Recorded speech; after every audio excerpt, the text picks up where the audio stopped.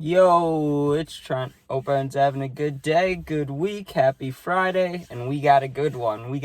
I got too high before volunteering or while volunteering, and I only volunteered ever in my life about 3 to 4 times, right? And it's not like bad. It's good. It's helping people out. It makes you feel good. That's all good, right? It's not a place I'd ever think of anyone, including myself, getting high or stoned, especially too high to be comfortable in your surroundings, It's just not a place I'd ever think you'd want to get stoned, and I never thought I'd want to either, right? But here's how it went. So the reason I started volunteering, it wasn't because I got in trouble or anything like that. It wasn't a court-ordered thing. My grandparents were doing something, I don't know.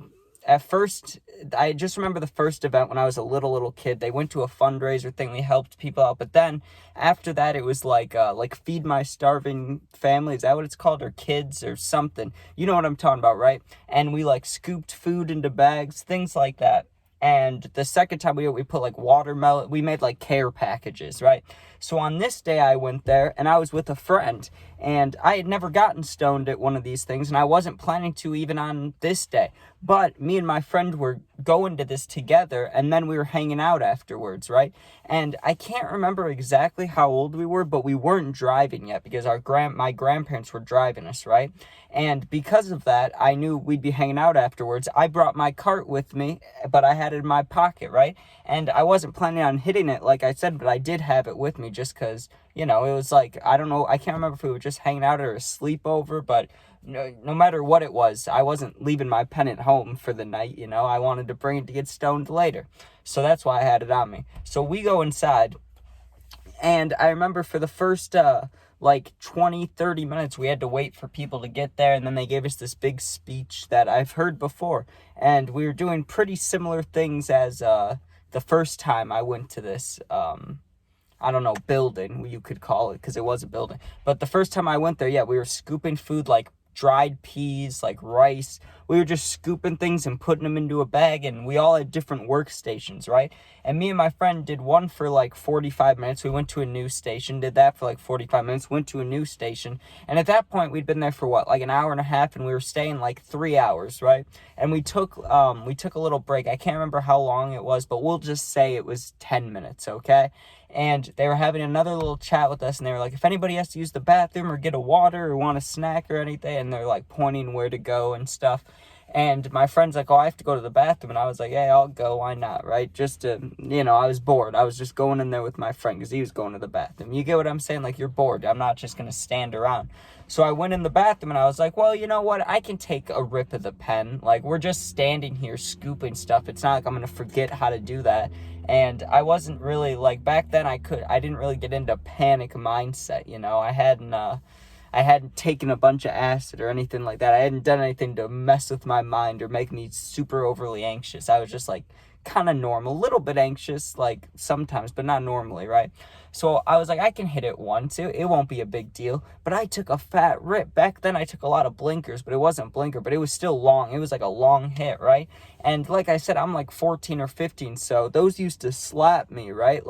It would always kind of ghost me. I don't know what you call it. A lot of people call it different things in different places, but some call it the ghost effect, ghost bud, ghost whatever. They'll be like, oh, that's creeper. That's what it's called, not ghost, creeper. They'll be like, that's creeper bud, that's creeper, where it takes a while and you get higher and higher and higher over time. Could just be because I was a lightweight back then, right? But that one hit, that's what it started doing. It started creeping on me, right? So at first I'm scooping into the bag, and I'm not that stoned. I really was just chilling, coming back from the bathroom with my friend. But as I stood there and the thoughts came, the high thoughts, and my mouth started getting real dry, and I'm looking around at people thinking, man, we just did this for an hour and a half, we're about to do this for another hour and a half, and I'm only getting more stoned by the second. And it was only one hit, so I really wasn't expecting to get super high, and I knew my tolerance was not that great, but I also knew if I took a little hit, then I'd have little effects, right? But that just wasn't the case. It was one of those times where you take a rip that I knew, it wasn't small and it wasn't big. It was an average sized hit, but for some reason, it just got me way higher than I thought it would. It kicked my ass, basically.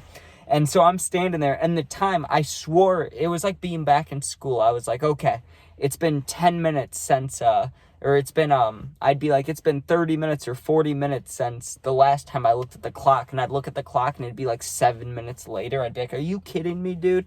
And I stood there with the driest mouth, just bored out of my mind, right? But I wasn't that bored because I kept reminding myself that, like, hey, you're doing a good thing. You're helping people out. There's people that need this stuff, and you're doing good. You're providing help to the world, right?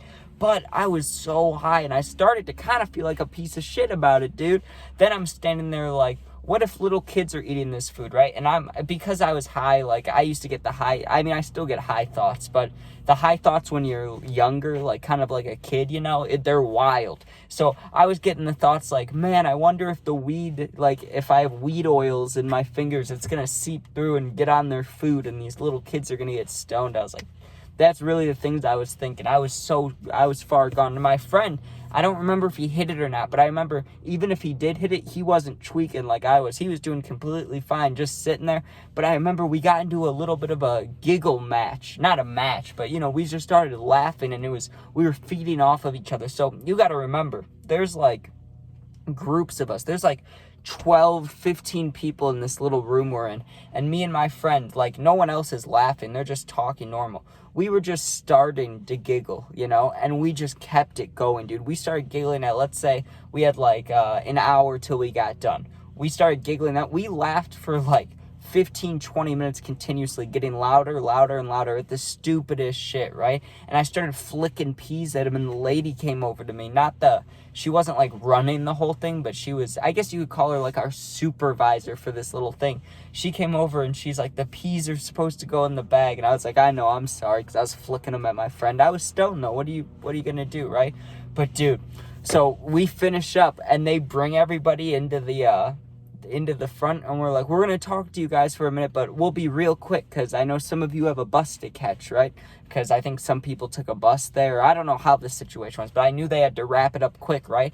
And I knew me and my friend were about to go in the car, so we go to the bathroom, or I went to the bathroom. I can't remember. I think he went with too, though, because we always like to get stoned before going in the car. That was always hilarious to us because we would play like Try Not to Laugh or just something like that while riding in the car with my grandparents. Stupid kid shit, but we thought it was funny, So we go in the bathroom and get really stoned, and we come back out, and I'm expecting the lady, like the supervisor lady, to be talking, because she's the one that kind of rounded us all up, and she talked to us the first time when we took that like little break the first time I got stoned, right? So I'm expecting her to be talking, and there's this giant, and I'm not trying to be mean, it's just an honest description, and he'll never see this, so it's not like it really matters, right? But there was this very fat, huge dude standing up there, and he had a booming voice, and he was like, I want to thank you all for coming out here tonight. He was like a cartoon character, dude. I've never seen somebody like him before. Like, there's people that I've seen that are really fat, and I'm not trying to be mean. That's just how the world is. You see fat people, right? But you don't see a lot of people that stand out to you that are fat and have a booming voice, and you're like, God damn. It was like seeing, like, if you saw, I know he passed away, but if you saw, like, Chris Farley or, like, I'm trying to think who else, like Kevin James, some really big actor, and you'd be like, oh, they're famous. That's how it felt. It was like Andre the Giant, dude, was standing in in the lobby giving us a speech, and he's like, you all did a great thing today. You all helped out, and I just want to say, when you go home tonight, you give yourself a pat on the back. And I was losing my shit, dude. I was baked. Because we just came back from the bathroom ripping the pen. I had my head down, and my friend was keeping it together a little bit, although he was laughing, but I couldn't even keep my head up. Like, we're all sitting on these little wooden benches, and I have my head straight in my hands, and I was losing my shit laughing so hard. And my grandparents, I remember, they were looking at me, but they didn't catch on for a long time that I smoked, so they probably had no idea what was going on, or they were asking themselves, they're probably trying to figure out, like, is he okay? Is he crying? And I was just losing my shit at this dude's voice, because he kept saying, give yourself a pat on the back, and for some reason, I just kept picturing everybody, like, reaching around and patting on their back. I was losing it, dude. I was losing my mind in there. And the moment we got outside, I pulled my friend to the side, like, physically pulled him to the side, and laughed so hard, and it got him to start laughing. It got everyone to start laughing, because I was just dying, dude. I had, like, a belly laugh, like, loud. I could not control it. I don't know what got into me, but, well, I do know what got into me, the marijuana at the volunteer place, so what are you gonna do? But thank you for watching. If you enjoyed, please sub, please share. If not, all good, no worries. If you ever need anything, you can comment, and I'll do my best to answer as long as it's positive, or DM me, and I got you, right? So, thanks for watching. Be safe. Have a good weekend, and peace out.